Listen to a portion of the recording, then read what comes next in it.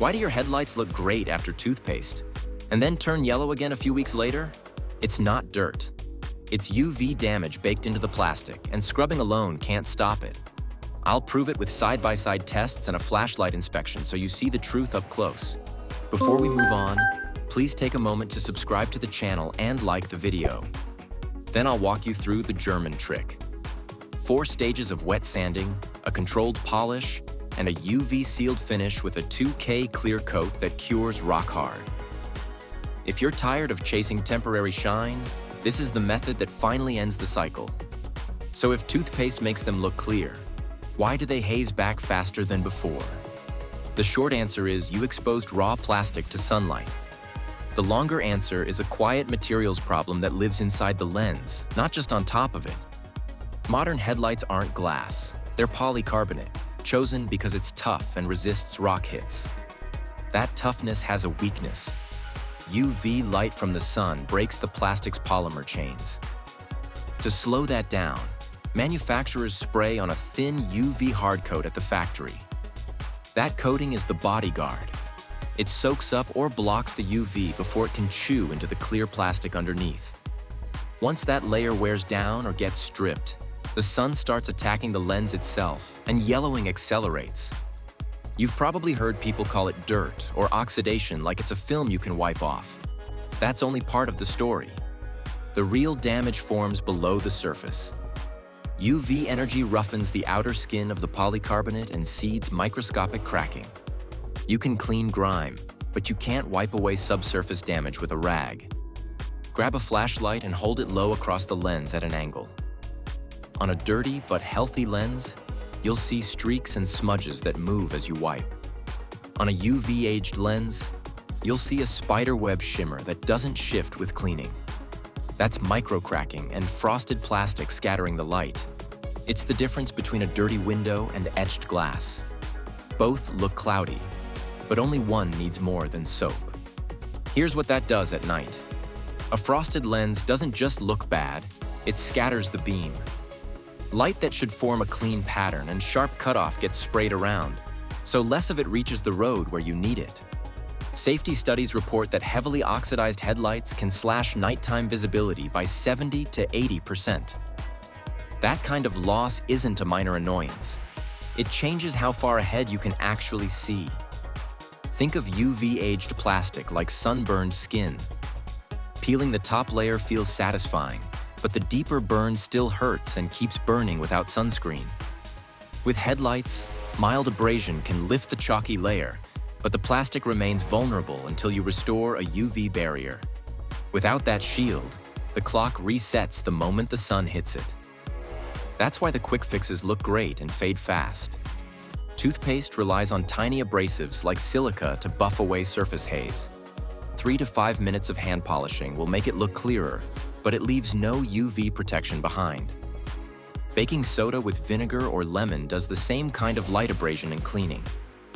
The lens pops, you rinse it off, and now bare polycarbonate faces direct UV again. In bright sun, the haze can creep back in a couple of weeks.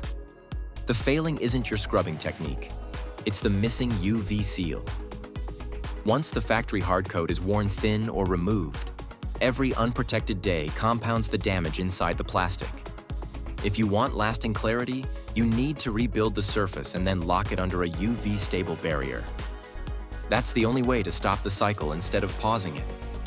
So yes, the fog isn't just dirt, and yes, the loss is real. Up to 70 to 80% of your night vision on badly oxidized lenses. Now that we've separated surface grime from subsurface UV damage, let's put the most popular hacks on the bench and see which ones survive a 2-week reality check and which ones wash off with the next rain. Which household trick looks amazing on camera but can't survive a 2-week check-in? Let's sort them into 3 buckets right now so you know exactly what you're seeing. First, the safe but short group. Toothpaste and baking soda mixed with vinegar or lemon. Second, the masked shine group, WD-40. Third, the do not do group, bug spray with DEET. All 3 can give you that instant, satisfying pop. That's the trap.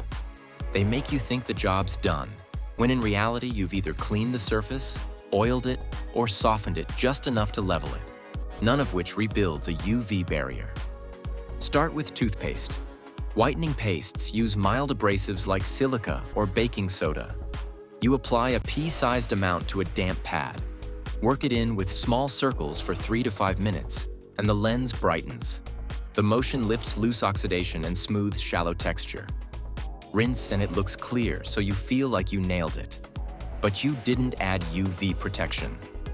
The lens is now clean, bare polycarbonate. Park outside for a couple of sunny days and the surface starts chalking again. Do this in a hot climate and the relapse speeds up. It's not that toothpaste is dangerous, it's just incomplete. Baking soda with white vinegar or citrus juice works the same lane. You make a paste, scrub in circles, and the lens comes up a couple of shades. The fizz helps you feel progress, and the rinse looks great. Again, no UV barrier stays behind. That's why the bump fades. If you want a quick win for a photo, this delivers. If you want it to last, it won't. Payoff time. Yes, the household mix that clears fast is baking soda with white vinegar, and lemon or lime juice gives a similar short-lived glow. You'll get days to maybe weeks, not months. Now the masked shine. WD-40. Wipe a thin film over a hazy lens and it instantly darkens and looks clearer. The oil fills micro scratches and wets the surface, cutting the frosted look. But the oxidation is still there, just hidden under a slick layer. The first rain, a car wash, or a few hot afternoons, and that layer thins out. The fog snaps back because nothing was removed and nothing was protected. It's a bandage that peels itself off. The worst idea in the pile is the bug spray hack. DEET is a strong solvent for plastics like polycarbonate. When you spray it and wipe, it softens the outer skin of the lens and levels it enough to look clear right away. That reaction also strips what's left of the factory UV coat. Now you've traded a cloudy lens for a compromised one that yellows again fast and can become brittle or crack over time. You don't see the damage on day one, but you pay for it later when the lens ages in fast forward. Here's the mini payoff that ties all of this together. The scrubbing isn't the problem. The missing UV seal is. None of these household tricks leaves a durable barrier that blocks the sun. So the sun wins. Every time. If you care about clarity that lasts longer than a weekend, you need a process that restores the surface and locks it under a real UV-stable topcoat. So what actually holds up? Let's pull back the curtain on the German method the dealers favor. The one that makes lenses look factory new and keeps them that way. Long-term clarity comes from rebuilding the plastic and locking it under a UV-stable barrier. Sanding and polishing alone only reset the surface. The barrier keeps it clear. Wet sand in controlled steps. Polish to restore transparency. Then seal with a dedicated UV coat or a 2K clear that chemically hardens. Let it cure fully. Rushing this step weakens the bond. Stop chasing shine that washes off. Commit to a real restoration and you'll also upgrade your night safety, especially when haze can rob 70 to 80% of visibility. Next time, we'll measure popular kits against a Pro 2K Clear, Lux at 25 feet, over 6 months outdoors.